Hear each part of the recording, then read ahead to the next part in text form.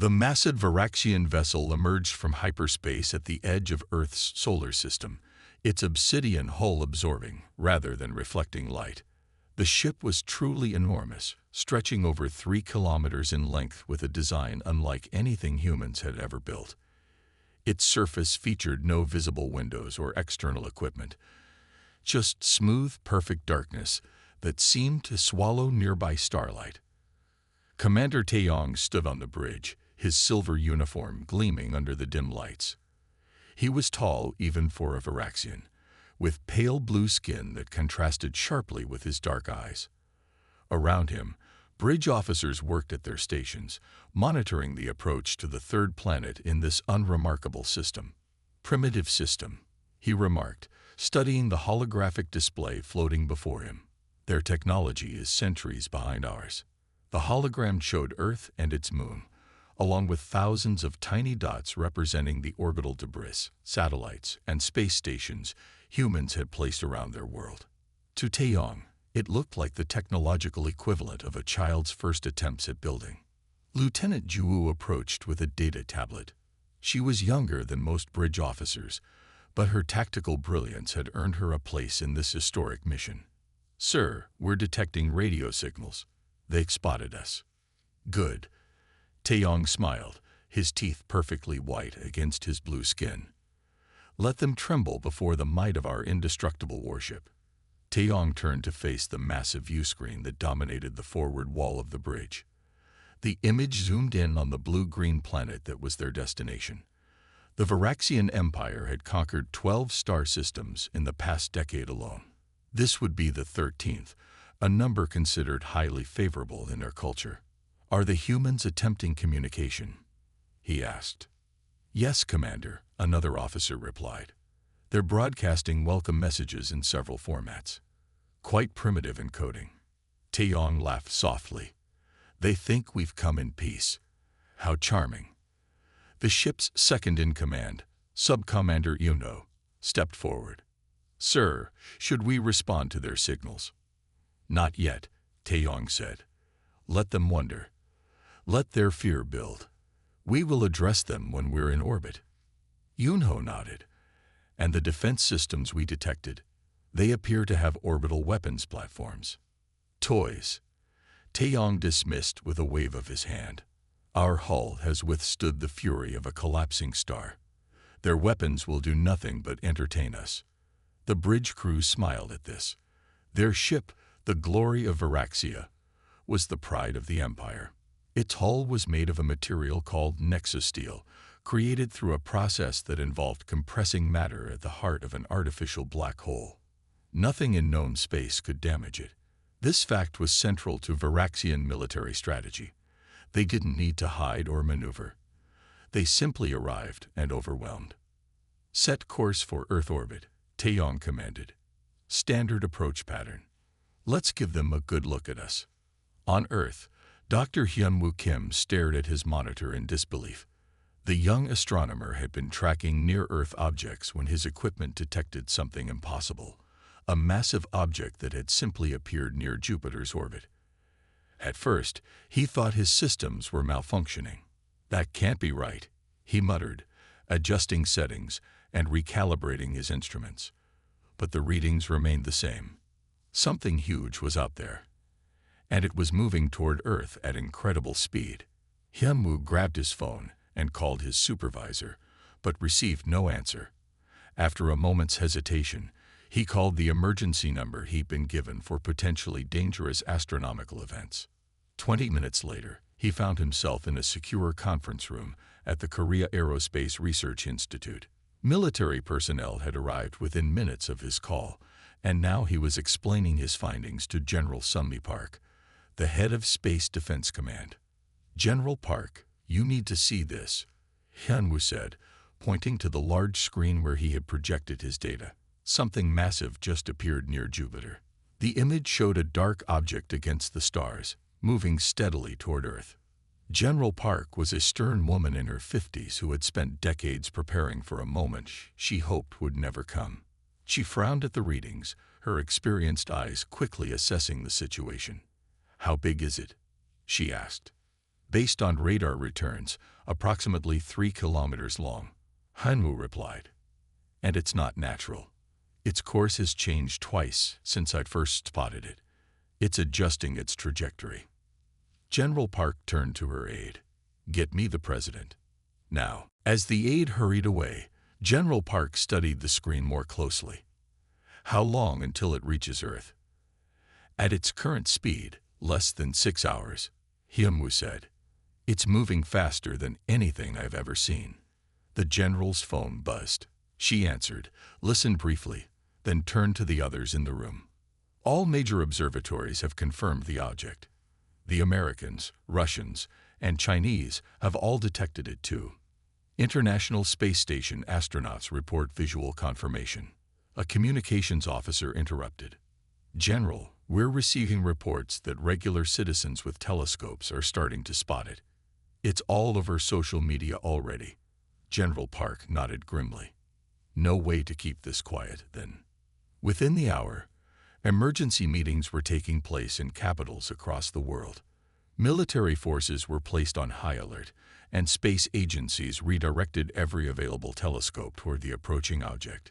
In the White House Situation Room, the President of the United States was briefed on humanity's options. They were frighteningly limited. Back on the glory of Varaxia, Commander Taeyong watched Earth grow larger in the view screen. He could see thousands of tiny satellites orbiting the planet, and his systems detected increased communication between them. They're scrambling their defenses, Lieutenant Zhu reported. Military installations worldwide are activating. As expected, Taeyong replied. Begin scanning their weapons capabilities. The scans took mere minutes. Taeyong browsed the results with an amused expression. Nuclear missiles, kinetic impact weapons, primitive laser systems, nothing that can even scratch our hull. Sir, Zhu said, they're broadcasting again. This time on all frequencies. It appears to be a formal greeting from their world government. Taeyong considered this. Record it. We'll study their communication patterns. But no response yet. As Earth filled more of the view screen, Taeyong felt a surge of anticipation. Another world to add to the Empire's growing collection. Another species to serve Varaxian interests. Prepare the display weapons, he ordered. When we enter orbit, I want them to see exactly what we're capable of. What the commander didn't know was that Earth's atmosphere harbored a secret that would soon challenge everything the Varaxians believed about their indestructible ship. The Varaxian ship settled into Earth's orbit, its massive shadow creating artificial eclipses across countries below. Cities in Brazil, West Africa, and parts of Europe briefly plunged into darkness as the enormous vessel passed overhead, causing panic in the streets. The ship was so large that it blocked the sun completely when it passed between Earth and its star, creating a darkness deeper than any natural eclipse. From his command chair, Taeyong watched the holographic displays showing the humans' reactions. News broadcasts, social media, and military communications were all being intercepted and translated by the ship's advanced systems. He saw footage of crowds gathering in streets, looking up at the sky. Some prayed. Some fled. Most simply stared in disbelief. They fear us already, he said with satisfaction. And we haven't even shown them our weapons. Lieutenant Zhu stood beside him, studying the data streams.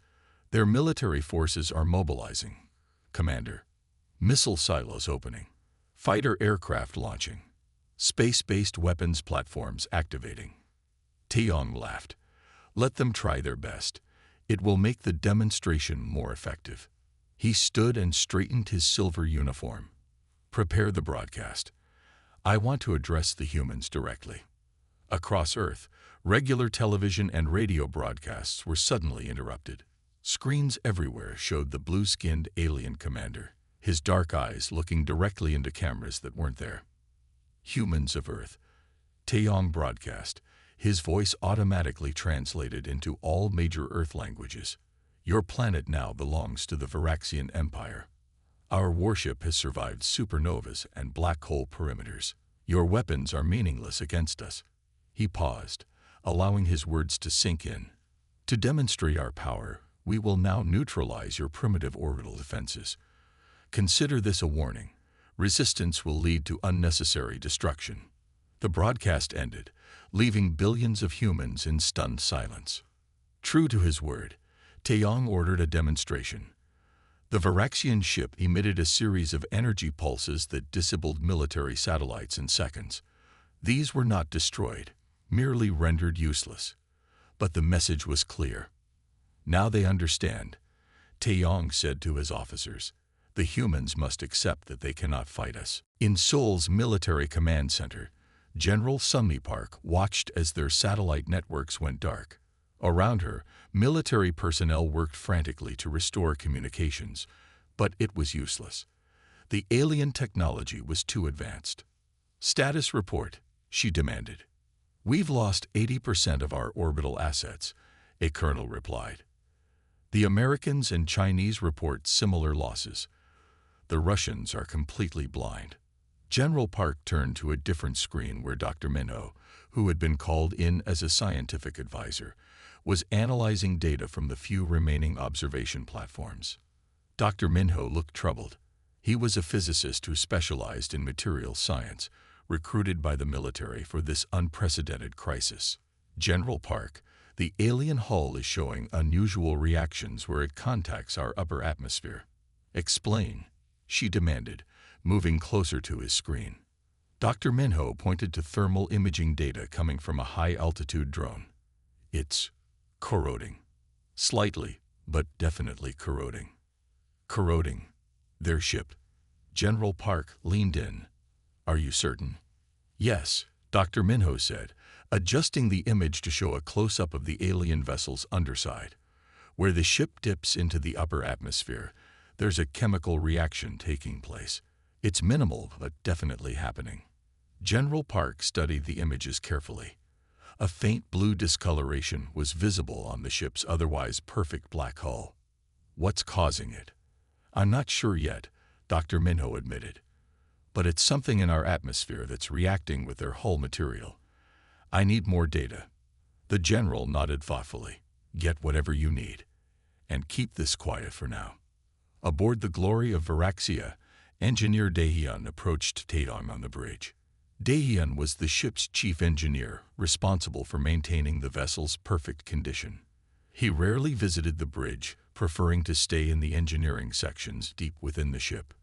"Commander, sensors indicate unusual reactions with the local atmosphere," he reported, his expression concerned. Taeyong turned from the view screen where he'd been watching Earth. "What kind of reactions?" Daehyun displayed a technical readout on his tablet. "The lowest portions of our hull are showing trace molecular breakdown where they touch this planet's upper atmosphere. It's very minor, but the pattern is concerning." "Have you analyzed the atmospheric composition?" Taeyong asked. "Yes, Commander. It's primarily nitrogen and oxygen, with water vapor and trace gases. Nothing unusual for a life-bearing world. Nothing that should affect Nexus Steel." Taeyong considered this information for a moment, then dismissed it with a wave. "Insignificant," he said confidently. "Our hull has withstood far worse than some planetary atmosphere. Run a more thorough diagnostic if you're concerned, but I'm certain it's nothing." "But Commander, continue as planned," Taeyong interrupted firmly. "Prepare the landing craft. I want troops on the ground within 6 hours. The humans must see our physical presence to truly understand their new place in the Empire." Daehyun hesitated, then bowed slightly. "Yes, Commander." As the engineer left the bridge, Sub-Commander Yunho approached Taeyong. "Should we be concerned about the engineer's report?" he asked quietly. "Daehyun is brilliant but cautious to a fault," Taeyong replied. "The Glory has survived the heat of exploding stars. A primitive planet's atmosphere is nothing to worry about." On Earth, military leaders were meeting via secure channels to discuss their options. The alien ship had disabled their orbital defenses, but had not yet attacked ground targets. Hope remained that diplomacy might be possible. "We should try to communicate," suggested one world leader. "They've made their intentions clear," countered another. "They want our surrender, not conversation." In his temporary office at Seoul's military headquarters, Dr. Minho worked frantically, analyzing the growing discoloration on the alien ship's hull. He had requested atmospheric data from high-altitude aircraft and was comparing it with the visible effects on the ship. "It's getting worse," he murmured to himself as new images came in. What had been a faint blue tinge was now a definite patch of degradation. The perfect black surface was becoming pitted and rough in places. Back on the glory of Varaxia, Engineer Daehyun returned to his section. Troubled by the commander's dismissal, he ordered more detailed scans of the hull sections that were showing anomalies. The results confirmed his fears. Whatever was happening, it was accelerating. The molecular bonds in the nexosteel were breaking down in a way he'd never seen before. It was slow, yes, but the pattern suggested it would continue spreading. He drafted a more detailed report for Commander Taeyong, including projections of potential hull degradation if the reaction continued. Even as he prepared to send it, new sensor data showed the affected area had grown by 12%. Daehyun paused, his finger hovering over the send button. If he was wrong, if this was just a minor anomaly, the commander would see this second report as excessive caution, perhaps even cowardice. But if he was right, he sent the report, then immediately began preparing emergency repair protocols, just in case. On the bridge, Commander Taeyong was too busy planning Earth's subjugation to notice the urgent message waiting in his queue. The glory of Varaxia hung in low orbit, casting its massive shadow across Earth's surface. 6 hours had passed since its arrival, and the world's governments remained in emergency sessions, desperately seeking a response to the alien ultimatum. Military forces worldwide stood ready, though all knew their weapons would likely prove useless against the vessel that had so easily neutralized their orbital defenses. On the bridge of the mighty warship, Commander Taeyong reviewed the plans for Earth's conquest. The initial landing would target 7 major cities simultaneously, establishing Varaxian control over key population centers. Resistance was expected but would be short-lived once humans witnessed the futility of fighting back. "All landing craft are prepared, Commander," Lieutenant Ju reported. "Troops are boarding now." Taeyong nodded, but his attention was drawn to a flashing notification on his command console, a second urgent report from Engineer Daehyun regarding hull anomalies. He quickly scanned the document, frowning at the engineer's concerns about atmospheric reactions with the nexosteel hull. "This is excessive caution," he muttered, dismissing the report. Daehyun was brilliant but known for his conservative approach to ship operations. The Glory's hull had withstood far worse than Earth's simple nitrogen-oxygen atmosphere. Taeyong stood from his command chair and addressed the bridge crew. "The time has come to demonstrate our true power. We will descend into the atmosphere and position ourselves directly above their United Nations headquarters in New York. From there, we will launch our ground forces." Sub-Commander Yunho looked surprised. "A full atmospheric descent. Is that necessary, Commander?" "It is necessary for impact," Taeyong replied firmly. "The humans must see our ship filling their sky. Their fear will make conquest simpler." Yunho nodded, though his expression remained concerned. "Yes, Commander." Setting course for the target coordinates, Taeyong returned to his command chair. "Begin atmospheric descent," he commanded. "Let's show these humans our true power." The massive engines of the Glory activated, propelling the 3-kilometer-long vessel downward. On Earth below, millions watched in horror as the black ship began to descend, growing larger in the sky with each passing minute. In New York City, panic erupted. Streets filled with people fleeing, their eyes fixed on the darkening sky above them. Emergency services were overwhelmed as accidents and injuries mounted in the chaos. The Glory broke through the upper atmosphere, its black hull stark against the blue sky. But as it penetrated deeper, something unexpected began to happen. Engineer Daehyun was in the hull monitoring station when the first serious alarms triggered. The atmospheric reaction he had detected earlier was accelerating dramatically as they descended into denser air. What had been minor molecular breakdown was now rapidly spreading across the ship's underside. His monitoring screens showed the reaction spreading like a disease through the nexosteel, breaking down its complex molecular structure. He immediately opened a direct channel to the bridge. "Commander," Daehyun shouted over the communication link, "you must abort the descent. The hull integrity is compromising. Something in this atmosphere is reacting with our materials." On the bridge, warning lights flashed across every console as damage reports flooded in.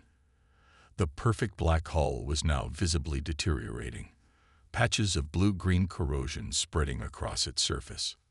Taeyong stared in disbelief as status screens turned red. "Impossible. Nothing can damage our hull." "The evidence suggests otherwise, Commander," Sub-Commander Yunho said urgently, pointing to the main view screen where external cameras showed the corrosion spreading. "We need to return to orbit immediately." Taeyong hesitated, unwilling to show weakness in front of the humans. "Run a Level 1 diagnostic on all hull sections. This must be a sensor malfunction." "Sir," Juhu interjected, "engineering reports actual breaches forming in lower hull sections. This is not a sensor error." Before Taeyong could respond, a violent shudder ran through the ship. Somewhere deep below, a section of hull had given way completely, exposing interior compartments to Earth's atmosphere. "Hull breach in Section 47. An officer called out. "Emergency containment failing." In Seoul's military command center, Dr. Minho watched the alien ship's descent with growing fascination. His instruments showed massive changes occurring across the vessel's surface, exactly where his earlier scans had detected minor corrosion. "It's breaking down on its own," he whispered to General Park, who stood beside him. "Our atmosphere is doing something to their ship." General Park studied the real-time footage from multiple angles. What had begun as small patches of discoloration had spread dramatically. The once perfect black surface now appeared diseased, with spreading patches of turquoise corrosion. "What exactly is happening?" she asked. "If I had to guess," Dr. Minho replied, "something in our atmosphere, maybe a combination of components, is catalyzing a breakdown in their hull material. The reaction appears to be accelerating as they descend into denser air." General Park watched as military officers around her waited for orders to attack the now vulnerable alien vessel. She could see fighter jets ready for launch, missile systems locked on target, but something told her to wait. "All units stand down. Do not engage. I repeat, do not engage," she ordered firmly. Several officers looked at her in surprise. This is not our fight anymore. Their own arrogance is defeating them. On the view screens, the alien ship was now visibly struggling. Its steady descent had become erratic. In places, its hull was actually falling away in chunks, leaving glowing moons in the once impenetrable surface. Aboard the Glory, chaos reigned. The bridge was filled with smoke as electrical systems overloaded. Emergency lighting cast an eerie red glow over the scene. "We must return to orbit," Daehyun shouted, having rushed to the bridge in person. "Commander, even our backup systems are failing. The atmospheric reaction is affecting internal components now." Taeyong gripped the arms of his command chair as another violent shudder ran through the ship. His perfect conquest was unraveling before his eyes. "Full power to engines," he finally ordered. "Return to orbit immediately." But when officers attempted to comply, more bad news arrived. "Engine control is compromised, Commander. We're losing thrust capacity." For the first time, real fear showed on Taeyong's face. The glory of Viraxia, pride of the Empire, was fatally wounded by nothing more than air. "How is this possible?" he demanded of Daehyun. "We tested the hull against every known corrosive in the Empire. Evidently not against Earth's specific atmospheric combination," Daehyun replied grimly. "The reaction appears to involve oxygen, water vapor, and several trace gases interacting simultaneously with the nexosteel. It's creating a cascade effect we've never encountered before." Outside, Earth's fighters maintained their distance, circling the struggling alien vessel but not attacking. They didn't need to. Nature was doing what weapons could not. In New York, people who had been fleeing now stopped to watch the incredible sight. The massive ship was visibly deteriorating, parts of its structure falling away and burning up in the atmosphere like meteors. Dr. Minho continued his analysis, his excitement growing as he understood more about what was happening. "It's beautiful in a way," he told General Park. "Their hull material is perfectly adapted for the vacuum of space and can withstand extreme energy weapons. But it never evolved to handle the complex chemistry of a living world's atmosphere." A junior officer approached General Park with a message. "General, we're detecting communications from the alien vessel. They're broadcasting on all frequencies." "Put it through," she ordered. Commander Taeyong's voice filled the command center, the translator converting his words to Korean. Gone was the arrogance and certainty. Now there was only desperation. "People of Earth," he said, his image showing a bridge filled with smoke and panic. "The glory of Varaxia requests immediate assistance. We are experiencing catastrophic systems failure. We propose immediate cessation of hostilities." General Park looked at Dr. Minho. "What do you think? Can we help them?" Dr. Minho nodded slowly. "We should try. Whatever their intentions were, we now have something they need desperately: knowledge of our atmosphere. This could be the beginning of actual communication instead of conquest." The mighty warship now hung awkwardly in the sky, visible to millions below. Its once smooth surface was bubbling and peeling. What had started as small patches of corrosion had spread across the entire vessel. In some places, the damage was so severe that internal structures were exposed, glowing with strange blue light as they reacted with Earth's air.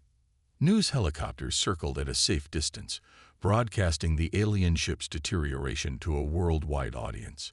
People who had been hiding in fear now stood in streets and on rooftops, watching in amazement as the invincible threat dissolved before their eyes. The glory of Varaxia had managed to halt its descent and now hovered approximately 5 kilometers above Manhattan. This had required shutting down all non-essential systems and diverting all power to the remaining functional engines. Even with these desperate measures, the ship's situation was growing worse by the minute. In Seoul, General Park had assembled an emergency scientific team to understand exactly what was happening to the alien vessel. Military personnel brought in experts from various fields, hoping to make sense of the unprecedented event unfolding in Earth's skies. Dr. Jinwoo, a young chemist at the National Research Center, rushed through the building, clutching his tablet computer. He had been analyzing atmospheric samples and comparing them with the visual data from the alien ship. After hours of intense work, he had discovered something remarkable. Without waiting for proper clearance, Dr. Jinwoo burst into General Park's office, where she was meeting with military and scientific advisors, including Dr. Minho. "I know what's happening," he exclaimed, out of breath from running. "Their hull material is hyper-reactive with hydroxyl radicals in our atmosphere. It's literally dissolving their ship." The room fell silent as all eyes turned to the young chemist. General Park frowned at the interruption, but quickly recognized the importance of what she was hearing. "Explain," she demanded, "in terms we can all understand." Dr. Jinwoo caught his breath and placed his tablet on the conference table, bringing up his findings. Hydroxyl radicals are molecules consisting of one hydrogen atom and one oxygen atom. They're naturally present in our atmosphere in small amounts. "And they're dissolving alien metal?" an officer asked skeptically. "Yes, but it's more complex than that," Dr. Jinwoo continued. "Based on the spectral analysis of their hull, their material contains elements unknown on Earth. When these elements encounter our hydroxyl radicals, they undergo a catalytic reaction that breaks their molecular bonds." He swiped to show a simulation on his tablet. The reaction starts small but creates new hydroxyl radicals in the process, which then attack more of the hull material. It's a runaway chemical cascade. Dr. Minho studied the data with growing excitement. "So it's not just corrosion. It's more like a chemical chain reaction that feeds on itself." "Exactly," Dr. Jinwoo nodded. That's why it's accelerating. Each reaction creates the conditions for more reactions. Their hull is essentially converting itself into reactive compounds when exposed to our atmosphere. General Park considered this information carefully. Can this reaction be stopped? Dr. Jinwoo shook his head. Not easily. The process is already too widespread. Even if they could somehow neutralize all hydroxyl radicals around their ship, the damage already done would continue to spread from the inside out. So their ship is doomed? General Park asked. Unless they can somehow get back into space quickly, Dr. Jinwoo confirmed. And even then, significant portions of their hull have already been compromised beyond repair. On the Varaxian vessel, chaos reigned. Emergency containment fields flickered and failed throughout the ship as power systems overloaded. Crew members rushed through smoke-filled corridors, some wearing protective suits to shield themselves from the toxic byproducts of the hull's breakdown. On the bridge, Engineer Daehyun was now working directly at the main engineering console, his fingers flying over the controls as he tried to stabilize the failing systems. Containment failing in sections 12 through 27. He reported to Commander Taeyong, who stood grimly watching the disaster unfold on the main view screen. The reaction is accelerating beyond our ability to contain it. Taeyong's once confident demeanor was gone, replaced by stunned disbelief. The glory of Varaxia, the most advanced warship in the Empire's fleet, was being destroyed by simple air. Impossible, he muttered, watching as pieces of his indestructible ship began breaking away, falling toward the Earth below and burning up like meteors. We've survived supernovas. Lieutenant Juwoo, who had remained steadfastly at her post despite the crisis, looked up from her console. But never Earth's atmosphere, she said quietly. Where others panicked, she maintained a remarkable calm. Sir, we need to send a distress signal. Taeyong turned to her, his pride still fighting against the obvious truth. To who? The nearest Varaxian outpost is 20 light-years away. Not to the Empire, Juwoo clarified. To Earth. To the humans. The suggestion hung in the air as another section of hull broke away, causing the entire ship to lurch sideways. Warning alarms blared louder, and more emergency lights flashed. Commander, Sub-Commander Yunho urged, Lieutenant Juwoo is right. We have over 12,000 crew members aboard. If we don't get help, we will lose everyone when the ship breaks apart completely. Daehyun looked up from his console, his face grim. Sir, at the current rate of degradation, we have less than 3 hours before critical systems fail beyond recovery. The main power core is already showing signs of instability. Taeyong closed his eyes briefly, the full weight of the situation finally sinking in. When he opened them again, his expression had changed. The arrogant conqueror was gone, replaced by a captain responsible for the lives of his crew. Prepare a general distress call, he ordered. Use all available frequencies and their communication protocols. Juwoo nodded and began composing the message. And Juwoo, Taeyong added, include all our atmospheric and hull data. Perhaps their scientists can suggest a way to slow the reaction. On Earth, military and civilian agencies worldwide coordinated their response to the alien crisis. What had begun as preparation for invasion was now transforming into a potential rescue operation of unprecedented scale. In Seoul, General Park received word of the alien distress signal.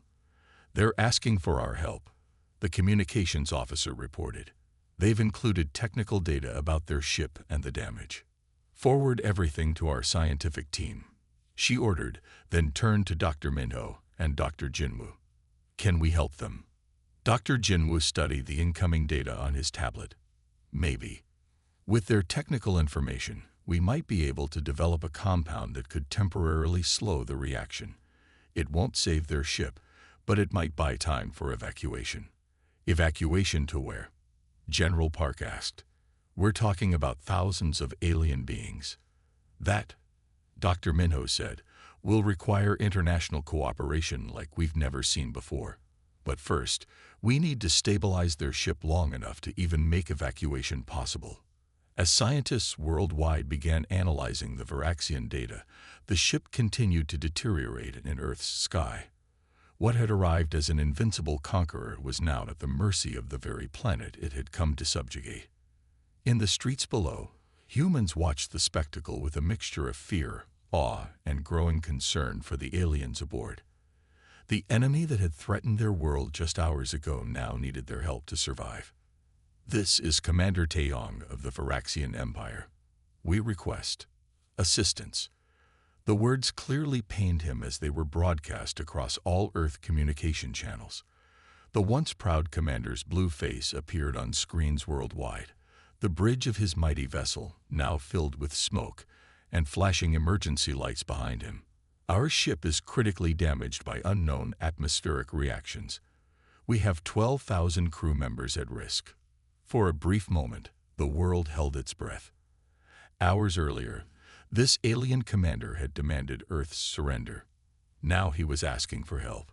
The response came quickly. In a coordinated global effort unprecedented in human history, governments worldwide mobilized their resources. Scientists shared data across traditional geopolitical boundaries. Military aircraft were repurposed for rescue operations. Space agencies prepared their launch facilities.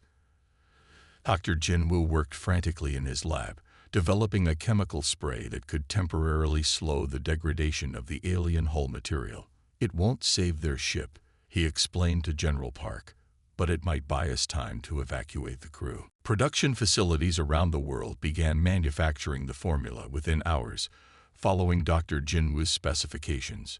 Military aircraft were loaded with tanks of the solution and prepared for the dangerous mission of spraying it directly onto the dissolving alien craft. Meanwhile, an international team led by Dr. Minho developed evacuation plans. "We need to establish safe zones for the aliens," he told world leaders in an emergency video conference. "Their biology is different from ours. They may have different atmospheric requirements, different gravity needs. We need to prepare appropriate facilities." Within 10 hours of the distress call, the first Earth vessels approached the disintegrating ship. Military helicopters and specialized aircraft hovered near the massive alien craft, spraying Dr. Jinwoo's solution onto the worst affected areas. The effect was immediate. The spreading blue corrosion slowed visibly where the spray hit. Dr. Minho led the first direct communication team. From a military aircraft hovering near what remained of the glory of Varaxia's command section, he established a clear channel. "We're here to help," he transmitted. "Prepare your crew for evacuation. Our chemical treatment will slow the degradation temporarily, but your vessel cannot be saved. We need to begin moving your people immediately." Inside the alien ship, Commander Taeyong received this message with mixed emotions. His mission of conquest had failed utterly. His mighty warship was being destroyed by simple air. And now the very species he had come to subjugate was offering salvation. "Begin evacuation protocols," he ordered his officers. "Prioritize essential personnel and those in damaged sections."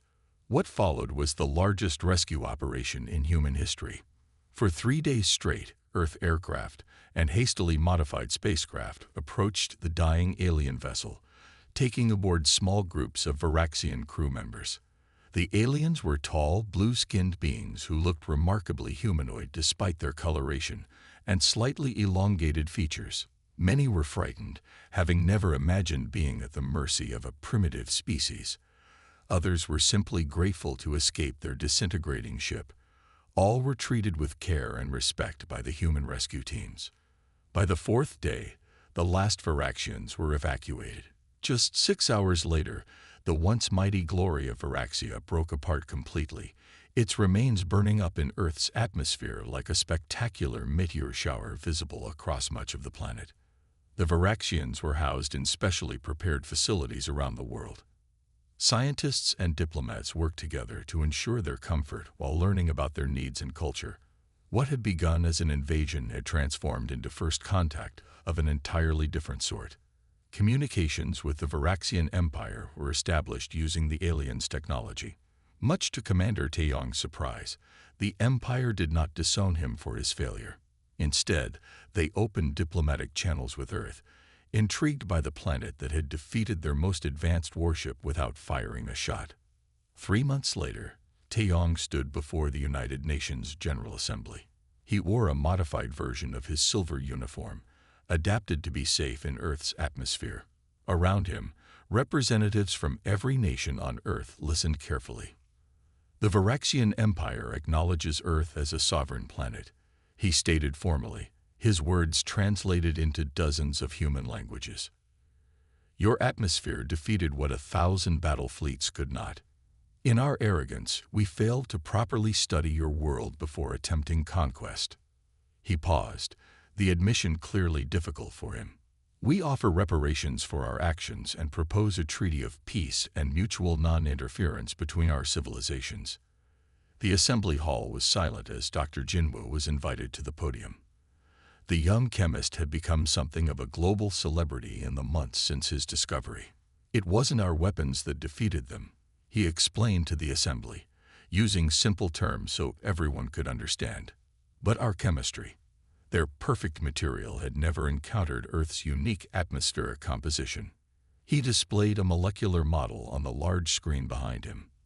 The Nexus steel used in their hull contains elements unknown on Earth, arranged in a structure that makes it incredibly strong in space. But when exposed to hydroxyl radicals in our atmosphere, these elements undergo a cascade reaction that breaks down the entire material. Dr. Jinwoo smiled slightly. In simple terms, their indestructible ship was allergic to Earth's air. This explanation was met with murmurs of amazement throughout the hall. Something so simple had saved humanity from conquest. After the session, diplomats from both species began the complex work of drafting treaties. The Varaxians shared some of their technology as reparations, particularly medical and energy production advances. Earth shared its unique atmospheric science, helping the Varaxians develop new materials that would be resistant to similar reactions in the future. 1 week later, the first contingent of Varaxians prepared to leave Earth. Using transport vessels built with Earth's help, carefully designed to withstand the planet's atmosphere, they would begin the long journey back to their empire. As the Varaxian delegation departed Earth in these borrowed vessels, General Park stood with Dr. Minho at the launch facility, watching the ships grow smaller in the sky. "Do you think they'll return?" Dr. Minho asked, shielding his eyes from the sun as he looked upward. General Park smiled, not without checking the atmospheric composition first. She turned to look at the scientific facilities that had been built around the launch site. Here, human and Varaxian scientists continued to work together, studying the remarkable chemistry that had turned invasion into cooperation. "In a way, we're fortunate," she said. "We could have met the Varaxians in war and suffered terribly, even if we eventually won. Instead, we've gained allies and knowledge." Dr. Minho nodded thoughtfully. Their arrogance was their downfall. They believed their technology made them invincible, so they never bothered to check if our planet itself might be dangerous to them. "A lesson for us all," General Park replied. "Never underestimate what you don't understand." In orbit above Earth, Commander Taeyong stood on the bridge of his new, much smaller vessel. He looked down at the blue-green planet that had humbled him and the mighty Varaxian Empire. "Set course for home," he ordered, a new respect in his voice, "and add Earth to the registry of protected worlds. This planet has earned its freedom." As the ship turned away from Earth and prepared for its long journey, Taeyong made a personal note to recommend a permanent scientific mission to study this remarkable world and its unique chemistry. Not for conquest this time, but for knowledge. Sometimes, he reflected, defeat could teach far more than victory ever could. The end.